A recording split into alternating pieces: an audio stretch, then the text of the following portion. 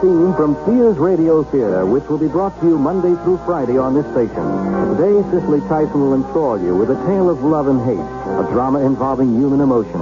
Tomorrow, Richard Widmark will host tales of adventure in outer space, under the sea, anywhere there is adventure. Monday, you'll hear stories of the Golden West, and the West we know today with Lorne Greene as your host. Tuesday, you can laugh with Andy Griffith as your host for things that are funny. And on Wednesday, Vincent Price will bring you a generous helping of mystery, suspense, and detective stories. The Sears Radio Theater will begin after this message from your local station.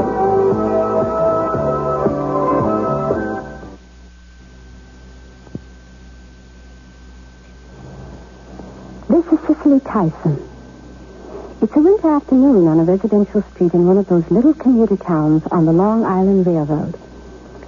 In the front window of a corner house, a man sits alone, unmoving, staring out at something. Is it the railroad station nearly 2 blocks away? Inside the house, we can see that the man at the window is sitting in a wheelchair. There's a much-used drawing board on his lap with a blank sheet of paper on it. The tools of an artist are all around him in the room, which is a sort of studio. We can also see that the man is not alone. There's a young dog with him, a black and tan dachshund, looking at his right hand, which swings limply at the side of the wheelchair.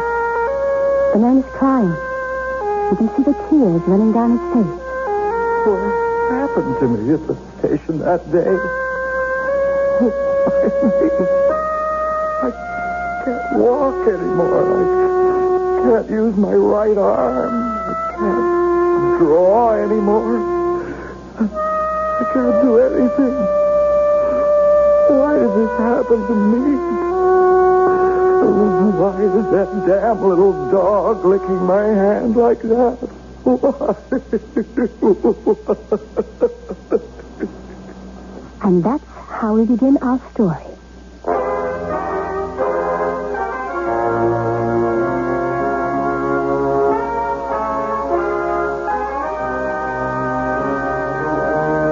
Sears Radio Theater, a new adventure in radio listening. Brought to you 5 nights a week by Sears Roebuck and Company. Sears, where America shops. Your host, Lorne Greene. I'll bring you stories of the Old West and the New. Andy Griffith with a look at the funny side of life. Vincent Price with tales of mystery and suspense. Cicely Tyson, with stories about love, hate, and related things. Richard Widmark. I'll bring you stories of pure adventure. 5 nights of exceptional entertainment every week. Brought to you in Elliott Lewis' production of the Sears Radio Theater.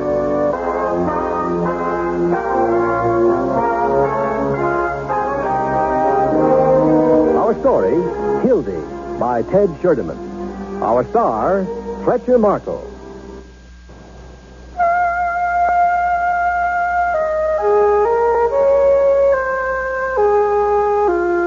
The man in the wheelchair slowly, painfully, makes himself remember, forces himself back to a happier time, a healthy and productive time. It began in the late summer at our Long Island house, where I lived with my wife, Joan, and our 12-year-old red dachshund, Sam. I was a commercial artist who worked at home and spent most of my time, when I wasn't with clients or ad agency people, in my studio, which was my pride and joy. Close at hand, napping as usual, was Sam. I'd just finished pasting up some type sheets on an ad when the phone rang. You get that, Joni? Okay. The cement needs some thinner. Just this one little problem, we seem to be out of thinner. It's Barry Mills from Los Angeles, Eddie. Pick up the phone in your studio. Hello? Hi, Eddie. How are you? Fine, Barry. How are you? And what are you doing calling me all the way across the country? Lydia and I are going to England. Hey, how about that? Did you hear that, honey? Hear what? She's right beside me now, Barry. They're going to England. Oh. What happened? Smog get too bad for you? My agent sold me to an English producer, and we'll be gone the better part of a year, I guess. Hey, that's wonderful. In London? Yeah, part of the time. What I was wondering, do you still like dachshunds? Doxies? Sure. Wouldn't have any other breed of dog. Well, Lydia and I feel the same way, but Hildy is the problem. Who's Hildy? Doxy. Oh. She's only 3 and she'd die in a kennel here. And there's an English law about bringing dogs into their country. They're kept in quarantine for 6 months. That's why I thought of you and your love, your and Joni's love for dachshunds. Well, sure, Would you take Hildy? All we want is somebody to love her, and we won't ask to have her back when we get home. Would you do it, Eddie? Well, I don't know, Barry. We've got Sam. Now, please, Eddie, Lydia and I would love to go to England, but we won't go if we can't find a decent home for Hildy. Will you take her? Just a minute, Barry. Did you hear that? What do you think? Well, we've been talking about getting a spare around when, Sam dies. Barry, you won't ask for her back. No, honest, we won't. Is it a deal? Well, I guess so. I'm not coming out there to get her. No. We'll put her on a plane. She'll be there tomorrow. Lydia and I are flying direct from here to London. How about shots and stuff? Has the dog had a rabies shot? Everything works and up to date. I'll send everything in the mail to you. Hildy will be there tomorrow. Okay, Barry, we'll pick her up. Thanks, Eddie. You've taken a load off our minds. Goodbye. Bye. Well, guess we've got another dog, whether we want one or not. Sam will hate it. He'll get used to her. He'll have no choice. Will you, Sam? Come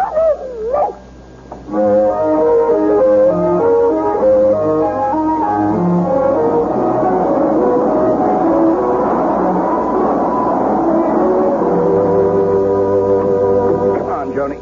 Out, Hildy. I guess you'll eat whatever Sam eats, huh? Sure.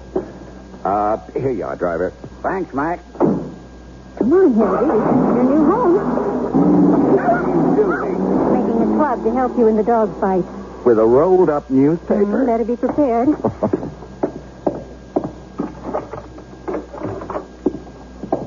Look out. There's Sam. Huh? They only sniffed noses, and there goes Hildy inside. Sam, be patient with Hildy. She only wants to explore her new home. The dog expects to find her old owner somewhere. Look at Sam. He's curled up and gone back to sleep. Couldn't care less about Hildy being here. Where's she? Like you said, looking for her old owners. Hey,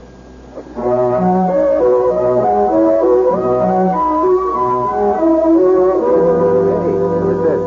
Hildy's registered in the American Kennel Club as Brunhilde of Westwood. Go fetch the ball, Hildy. That's a good girl.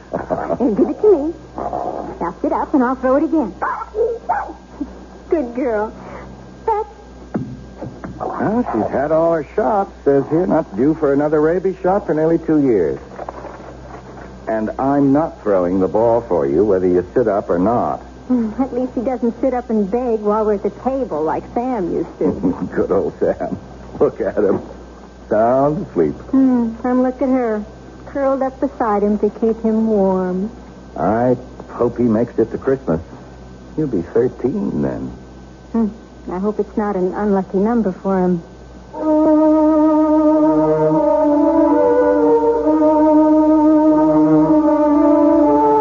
Look at all the snow, Hildy. It'll be a white Christmas for sure. Daddy, I'm in the living room. come here. I was just showing Hildy the new snow. What's the Sam? Sam? I think he's dead. Sam? I came back to the bedroom to find out why he hadn't shown up in the kitchen for his breakfast. He always did before, and... Eddie, we knew he was old and that it had to happen. He didn't make it to Christmas.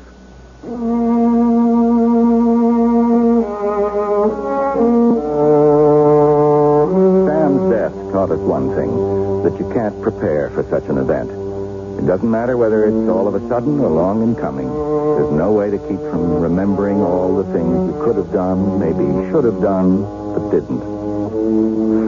But like all things, dismal as they may be, a little time worked its wonder. And I got back to work at my drawing board. Joni was a perfect housewife, and Hildy was a perfect pet. Do you have to deliver that artwork in person? I always have. But it snowed so heavily last night.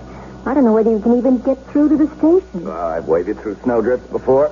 Right, Hildy? It's still snowing, see? Don't worry about it. I don't worry about it. I worry about you. Bundle up carefully. Am I okay? Can I go now? Be careful. Always am. Bye. Bye, Hildy.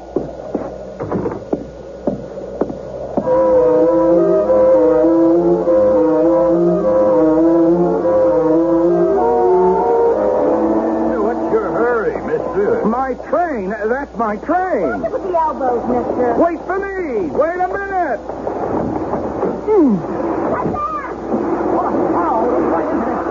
He must have slipped on something. Is he alive? Somebody better call an ambulance. I don't care. We'll just call. This guy is hurt bad. No, man. He's just curled up to take a nap in his own blood. I called for an ambulance. You find out who he is? No, not yet. I'm just trying to find out who he is, lady. Here. His name's Edward Gaskin. Well, he'll be dead on arrival if that ambulance don't get here soon.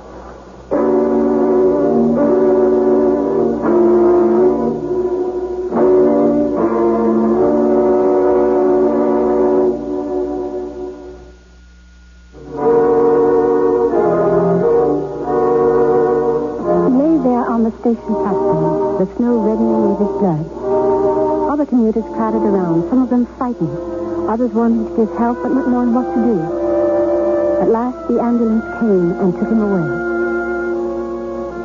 Of course, I have no memory of how I got to the hospital, but somebody phoned Joan, and she came right away. I was in a recovery room when she finally saw the surgeon. You're Mrs. Gaskin? Yes. How's my husband? Is he all right? Sit down, please.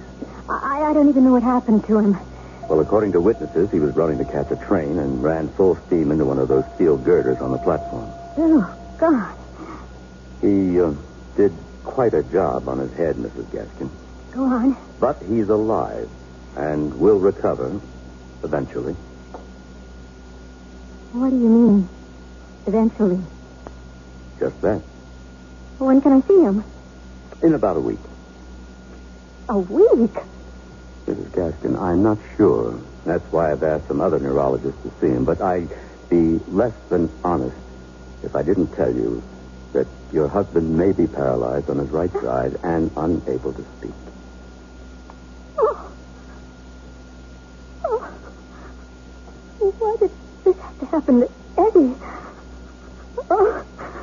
I want to see him. You can't see him for quite a while.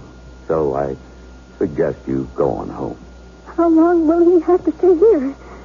In the hospital? It's anybody's guess, but figure several months. What do you mean by several? It's up to the neurologists and staff. Will he need more operations? Possibly. Look at it this way, Mrs. Gaskin. Your husband could have been killed. He's still alive. Well, will he want to be if he's paralyzed and unable to speak? That's up to him. And you.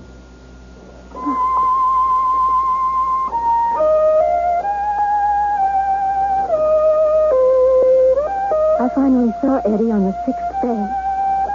But I don't think he even knew who I was. The doctors still weren't sure about his paralysis, but a neurologist was abrasively sure Eddie would overcome the aphasia and get some sort of voice back. I spent hours waiting for some sign of recognition. Every day I visited him at the hospital, going home only to feed Hildy, then spending sleepless nights with her worrying about Eddie. It was 6 weeks before he smiled at me. You're smiling at me. I'm your Joni. Hildy misses you. I miss you. And pretty soon you'll be at home in your own studio again. Oh, don't stop smiling. Please don't stop.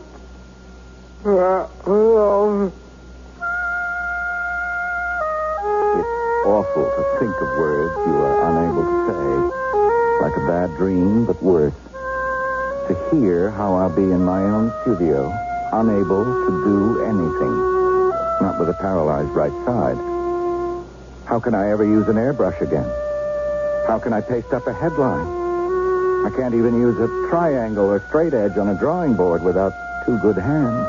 Hands that work. Get rid of me, Joni. Get rid of me.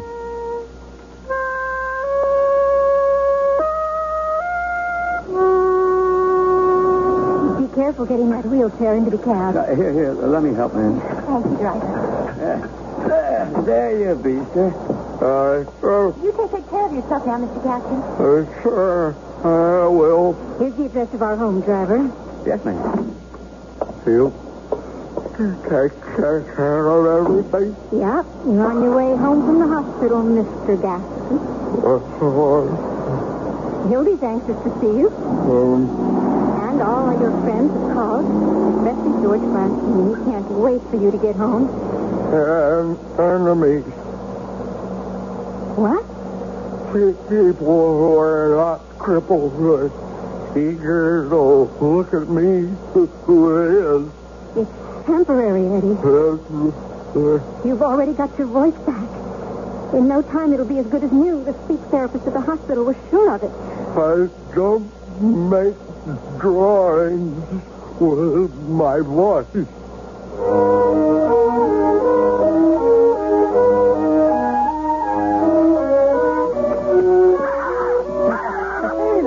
He'll be so glad to see you, Eddie.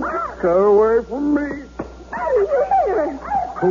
Wheel me inside. Yes, sir. Hildy, that's a good girl. He didn't mean it.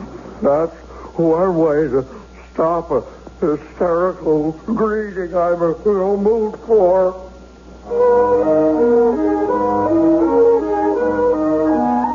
Hildy wants some attention from you. Keep her off my back. Come here, Hildy. Get down now. I'll get the front door.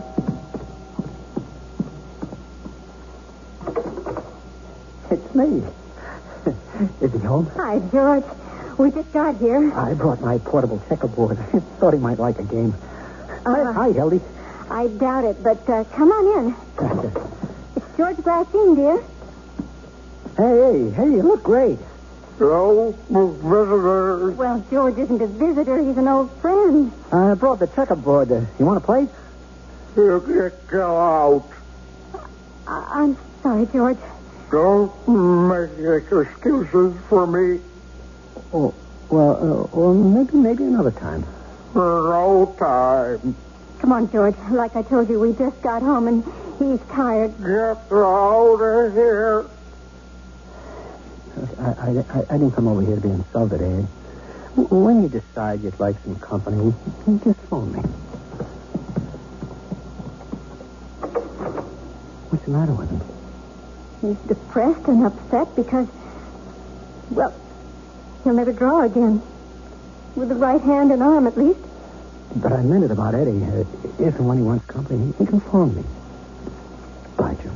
Bye, George. And thanks for coming. And thanks for everything. I only told them I was taking the morning off to get you ready. What? I have to go to work. What did you say? I had to get a job. I was lucky to get it. Doing what? At the library. I stack books mostly, but sometimes I help the librarian out. She's a woman, too. Quit. What? You heard me. Quit. Won't have you working. Listen, Eddie, do you have any idea how long you were hospitalized? How many operations? Insurance covers it. I'm trying to explain to you. The insurance is used up, Eddie. There are staggering medical bills, and we've got no more savings. I had to go to work. To prove I'm not capable of supporting you. I'm not trying to prove anything, except how much I love you. Prove it by quitting. I get off at 6. Then I'll be right home. You're going to this job? Yes, Eddie? Well, don't try to kiss me. Get out. Take that stupid dog out, too. Okay. Come on, Hildy. I'll bring your lunch to the night table. Come on, Hildy.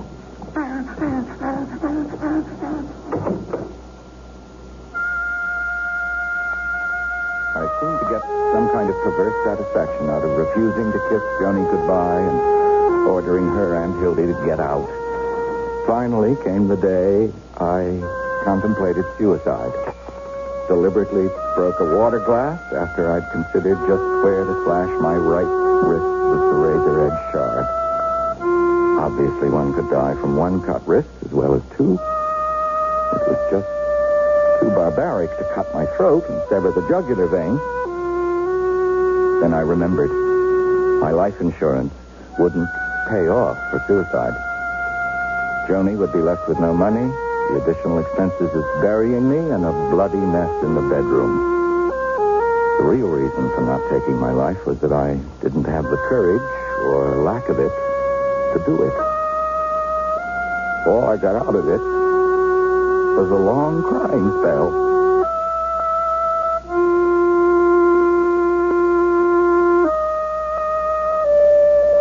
You shouldn't lie in bed all the time, Mr. Gaston. Or what do you suggest, Doc? I sometimes do a buck and wing. Eddie, Your wife has rented a wheelchair for you. and I'm applying the rental on the payments to buy it. Good. So use the chair. Want some help getting into it? No.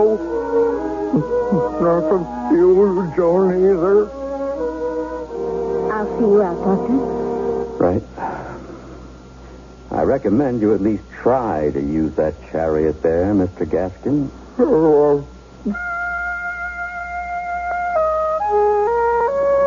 Whether it was the doctor's advice or seeing that investment just standing there, I decided to try the wheelchair.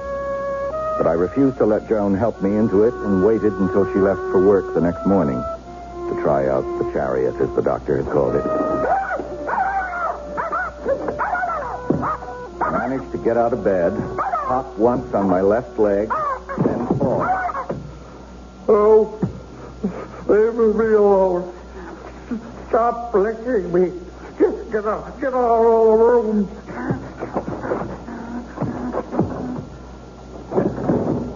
I had a few falls, but by hopping on my left leg from one place to another, I finally reached the chair. I wheeled myself into the living room. I didn't dare wheel myself into the studio where I'd worked. It was too painful to even think of all the art activities I could no longer take part in. But I finally did. I wheeled myself into the studio where I'd spent so many years.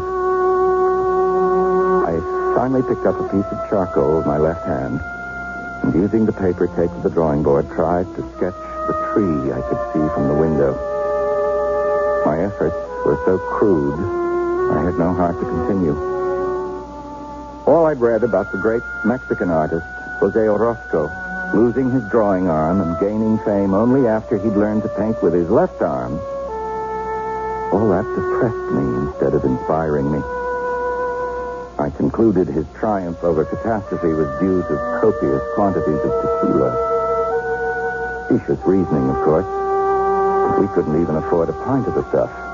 A six-pack of leader-priced beer would be cause for a celebration. And then I became aware of Hildy sitting up, holding her ball in her mouth. You want to taste the ball? It's the only thing left I can do for you. Give it to me.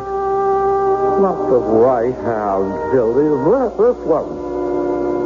Will you stop pushing it into the dead hand? Here. I'll show you. I'll drag this useless arm out of my lap where you can't get to it.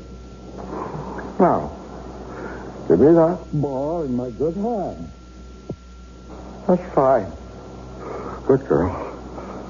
Now. Well, don't just lie there. Go fetch the ball. Never made any difference to you which hand threw it or you know when it was kicked. Okay. You won't chase it I'm going back to bed. You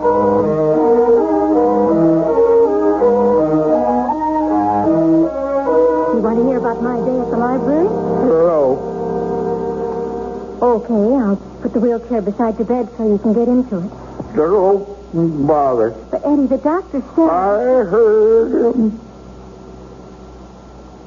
I wonder why I take this abuse. Abuse from paralyzed husband. You're determined to remain surly and unhappy. You're a spoiled brat wallowing in self-pity. I can't talk about anything that doesn't anger or depress you. You've cost us our best friend, George Glassine. I'm sorry about the accident and that you can't draw anymore. But you had your life. What good is it? It's as good or bad as you want it to be. Hildy and I are fed up with you, Eddie. Either you change your attitude and realize that you have our love, or you can rot right where you are.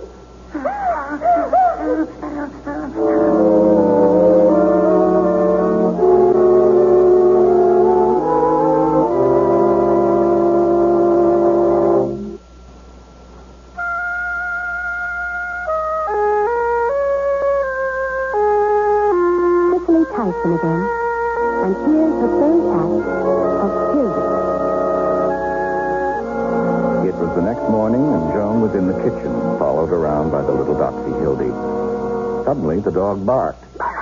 Joan looked around and found me wheeling the chair into the kitchen. She gaped with surprise. Eddie, you're in a wheelchair. I thought I'd join you in the kitchen for breakfast. Hi, Hildy. I would have been glad to bring it to you in your room. I know you would have.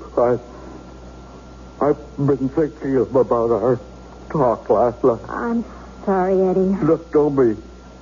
I have been acting like a spoiled brat.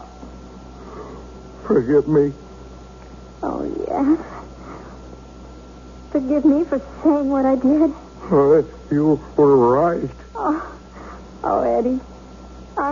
I know it hasn't been easy for you. Well, so what? It never has been. But there's no reason to take out my frustrations on you or Hildy. Confession. I tried out this wheelchair yesterday. How did you manage to even get into it? Oh, it took some doing. I'll put it next to the bed for you next time, so it'll be real easy. Well, the point is, I finally went into the studio. I can't draw with my left hand, but at least I'll try. Oh, Eddie, I can't ask for anything more. And after you leave for work, I'm going to phone George Glassine and apologize.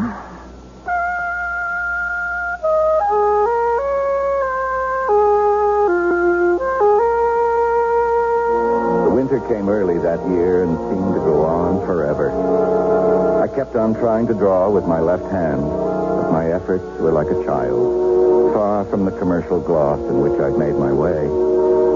While I sat in the wheelchair and drew, Hildy would push my paralyzed hand and arm back, pressing the ball into my dead fingers until she released it, and the ball would drop to the floor. She picked it up and repeated the performance over and over and over, not stopping until I dragged the useless arm onto my lap and held out my left hand to her. I'll throw the ball for you if you put it in my good hand. This one.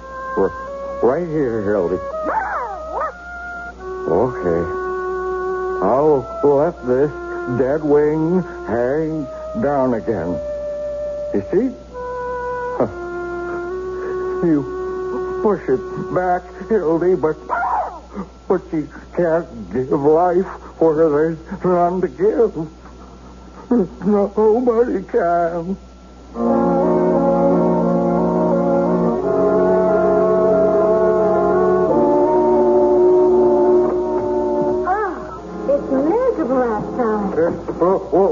miserable. I'm glad you're home. I'm glad to be here. Hi, Hildy. The supermarket was so crowded. People were buying like eating. It just been discovered. I got us a steak. Yes, Hildy, you'll get some real meat tonight. She won't taste the ball anymore. Oh, what's the matter with you, Hildy? Here, now, touch it. You threw it with your left hand, too. A woman's touch. Oh, here, Hildy, put it in my left hand. See? She won't do it. Well, give it to me, Hildy. Good girl. Like I said, a woman's touch. Come on, Hildy, let's fix dinner.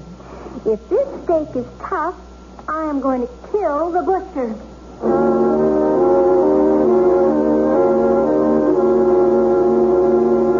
I was sitting by the front window watching the icicles melt and thinking spring might be trying to appear. Hildy was playing her repetitious game with my right hand.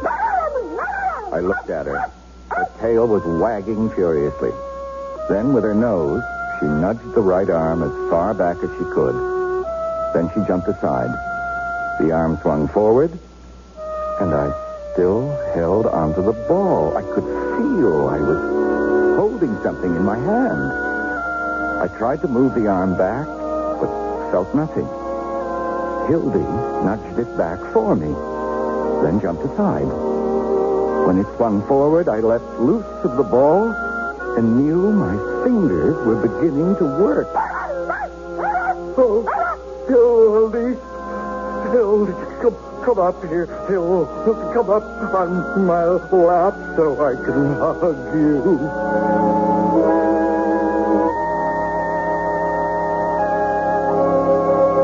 You don't mind eating in the kitchen? Not at all. Here, Hildy, here's your bowl, and the water's right there. Well, why are you frowning? Did I do something wrong? You don't like barbecued chicken? Not that. Oh, it's what? Well, why do you always put the spoon and fork on the left side of my plate? Can't you ever remember I'm right-handed? There's no knife to cut up the chicken with. Well, it's already cut up for you, and... Oh. See?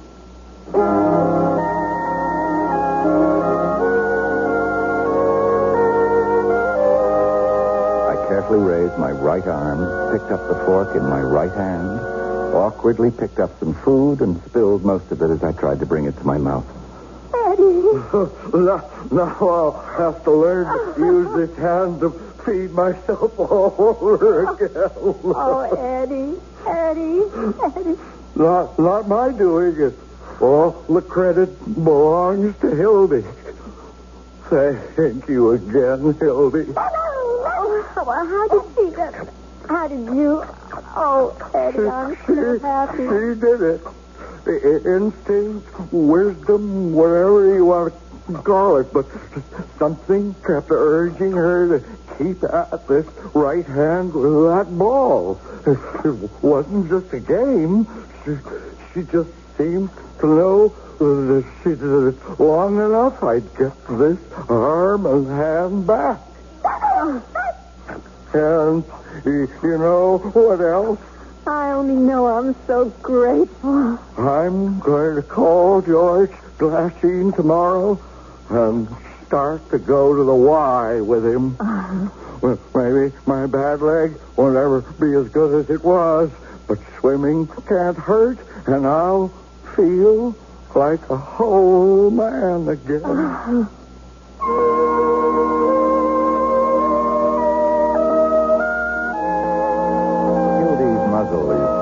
With age now.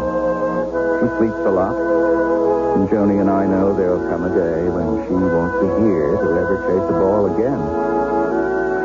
But we're not getting a spare to soften the blow after she's gone. Wouldn't be fair to the new dog. We'd always be making comparisons the poor creature couldn't live up to. There's just no way to replace somebody who gave you back your life.